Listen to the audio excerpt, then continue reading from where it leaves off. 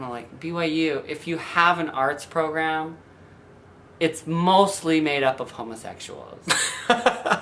If you have a dance program and there are men in it, here's a clue. At least 80% are gay. At least some. At least 80.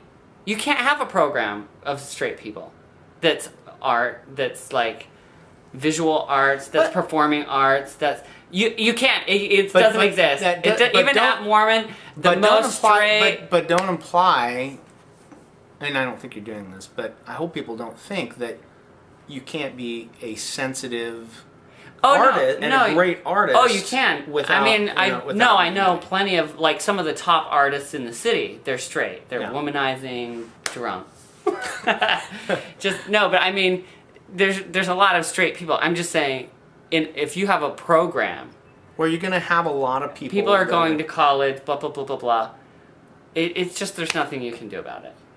Yep. It's like, because at the time everybody's in the closet, but at the time it's like, because I was one of those people where later you move away, and then 10 years later, oh, what happened to so and so? Where's so and so? Blah blah. Oh, well, every damn person almost turns out to be gay. And it happens every year. So if you're at BYU right now and you're in a musical dance theater program, or your child is... There are probably some... There are a few that are straight. Yeah. You were straight. Will Swenson was straight. A few people were straight. Yeah. Dallin was straight. Brian Clark, Yeah. But, I mean... Yeah, so maybe it was more like 50-50. Probably at BYU, but I'll bet at most other schools. Most other schools it's just not flat out gay. But anyway, so like, if you want to have beautiful music in your church, if you want to have, these big pageants that they all have, I mean, it's all like, you can't get the gay out of that, because it's just the process itself is gay. Even the word gay, so I have a happy question, and gay. I have a question for you. Why do you think... gays are artistic. No, why do you think... What kind of that? Why do you think it is that... What is it about the arts and theater and dance in particular that draws homosexuals to that? I'm not absolutely positive. I think a lot of it is that you just love beautiful things. And maybe you are, not that you are more sensitive, but you're more open to being sensitive. Maybe by being gay, you're almost allowed to be culturally more... you're like, well, I'm already...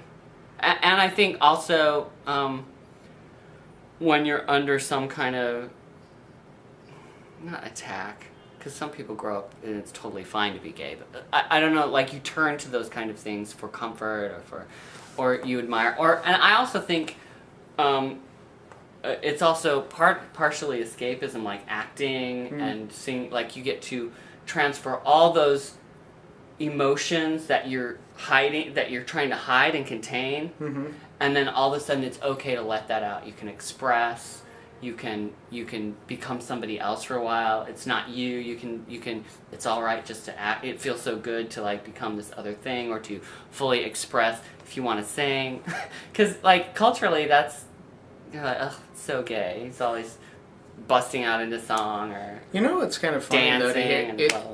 It's interesting for me to hear you say that, because I'd actually have to say that those experiences for me were ones that kind of connected me more spiritually. I don't know if that makes any sense. No, it does. I mean, because part of, like, when I was on my mission, I mean, for me, this probably wasn't your experience, but all that's everything about feeling and recognizing the spirit and really becoming emotionally connected and really connecting with somebody. All those really helped me in theater after my mission. And for me, I really made those connections where I'm like, oh, well, it's the exact same thing. I mean, like what happens in testimony meeting and what happens on stage. Like, for me, I was like, feelings of the spirit can be manufactured. Well, if you think, but if you think about it, actually, but it all comes from a real place. But if you think about it, acting is really empathy, right? It's, I've got to understand this character. I've got to be empathetic towards this character that I'm going to play, or maybe another character that's on stage. I've got to, you know, find their objective. But also you have to believe that you are in that situation. Yeah. Yeah. You can create a reality around empathy. You create that empathetic moment, and for me, that was a really easy thing to translate from the stage into my own life. Of, if I were in your shoes, why would I have made some of these decisions? How would I really feel about these things? And obviously I don't understand all of that. Be honest with you, it's really, really difficult for me to understand, to be honest, why someone would be attracted to another man. That, to be honest, and I'm sure that probably is the same way. That's the whole conundrum. A gay man probably feels the same way. It's like, wow, that's just really tough for me to understand how someone could be attracted to, you know. First, I never kissed anyone until I was, you know, like in college. 20s? In college. Yeah. And I had a quasi girlfriend for a couple months. We'll talk about God love her. She dated many gay men, but she's beautiful. But I remember like stage kisses or whatever, and just being like, oh, it's so disgusting. Like, it's so disgusting, and just like laughing and just being like, this is the silliest thing in the world.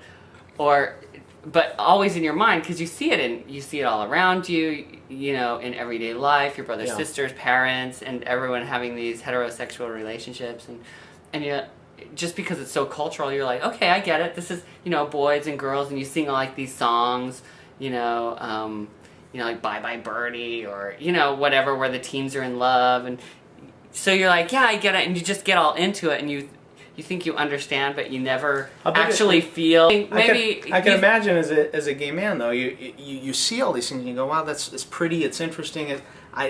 Okay, let me have a bite, and then it's like, wow, that didn't taste anything like I thought it would taste. You know, or that's, right. Well, yeah. You know. But I mean, kind of, because you can there are things you can do to be aroused when you're with somebody that you're not, because you don't know the difference. Yeah. Also. Yeah.